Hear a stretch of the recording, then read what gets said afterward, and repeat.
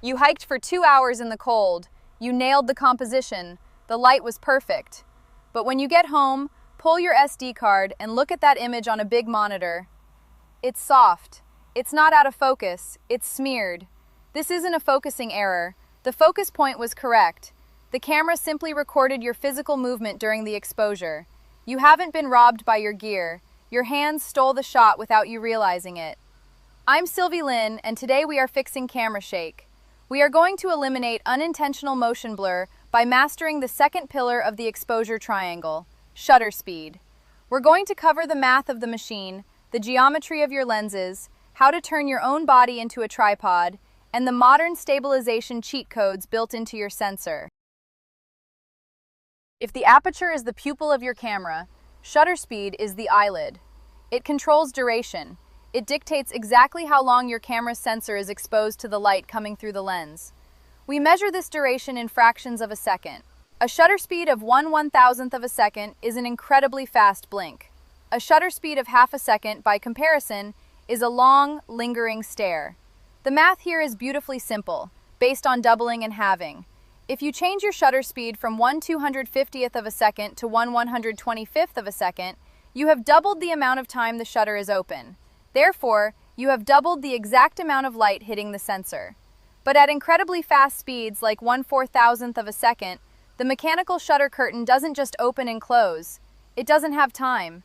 Instead, the first curtain drops, and before it even hits the bottom, the second curtain drops right behind it. They form a tiny horizontal slit that travels down across the sensor. The curtains don't move faster at high shutter speeds. The gap between them simply becomes narrower. You are exposing the image, literally a microscopic slice at a time.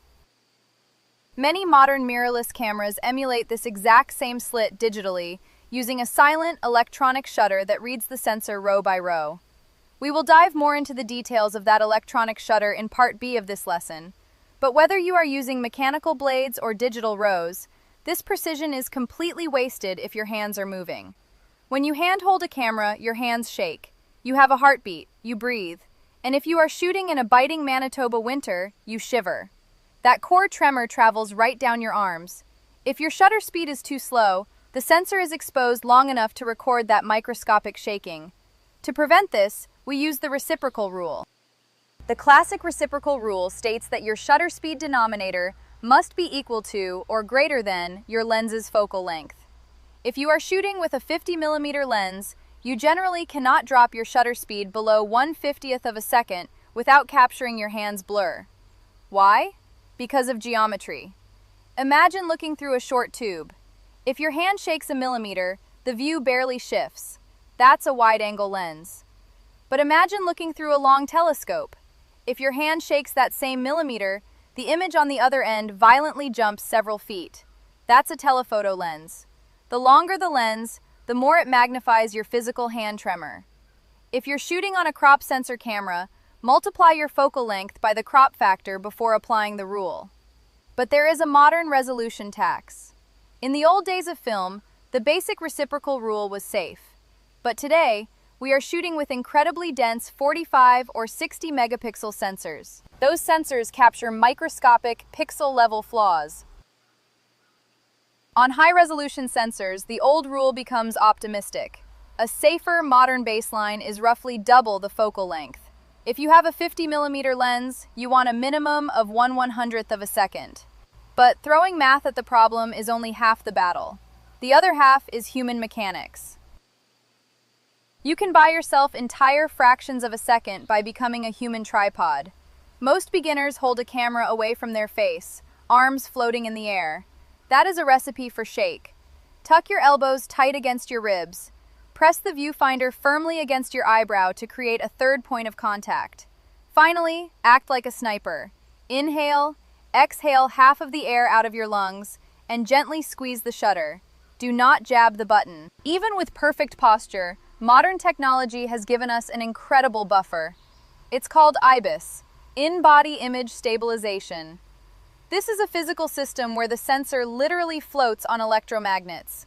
Modern IBIS systems stabilize across 5 axes: pitch, yaw, roll, and horizontal or vertical shifts. If your camera has IBIS, the reciprocal rule gets a massive grace period. Depending on the camera and lens, IBIS can give you anywhere from 3 to 7 stops of extra stability. That means instead of needing 1/100th of a second, you might be able to handhold it all the way down to 1/10th of a second. But remember this absolute law. IBIS only stabilizes your hands. It does absolutely nothing to freeze a subject that is moving. If understanding the geometry of camera shake and IBIS just saved your next shoot, make sure you're subscribed for more field dispatches from north of Wendigo. We have to talk about the modern trap. There is a massive temptation today to get sloppy with our shutter speeds because we think artificial intelligence will just sharpen it for us in post-production. This violates our field code. When we are out in the world documenting nature, streets, or people, our job is to capture real photons bouncing off real subjects. If your shutter speed was too slow and your camera shook, the sensor never actually captured the fine detail of that pine needle or that bird's feather. The data does not exist in the raw file. Sharpening tools can enhance existing detail, but they cannot recreate detail lost to motion blur. When you use an AI tool to fix severe motion blur, the software isn't revealing hidden reality, it is mathematically guessing. These tools don't restore detail, they hallucinate plausible detail based on a server full of other people's photos. You are no longer taking a photograph, you are generating an illustration. Get the math right in the field. Respect the light, control the machine. Here is your assignment. Go outside. Put your camera in shutter priority mode, usually an S or TV on your top dial. This tells the camera, I am controlling the time, you figure out the rest of the exposure. Your camera may raise ISO or open the aperture to compensate. That's normal. Find a static subject with fine detail. A rough tree bark, a brick wall, or a street lamp. Put on your longest lens.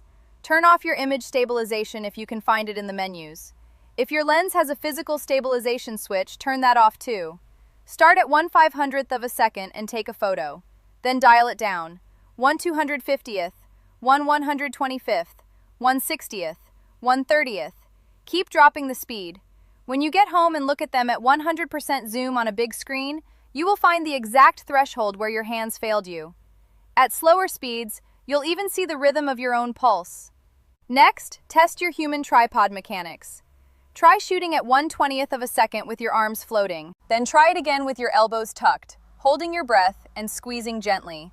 See the difference your body makes. Finally, turn your stabilization back on and do it again. Learn exactly how much grace your specific machine gives you before it breaks. Keep in mind that IBIS effectiveness varies with focal length. Long telephotos benefit less. Know your physical limit. Once you find that absolute threshold, share your results.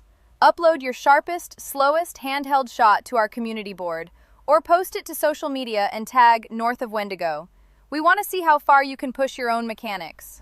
Next time, we're going to take this exact same tool, the shutter, and stop treating it like a mathematical liability.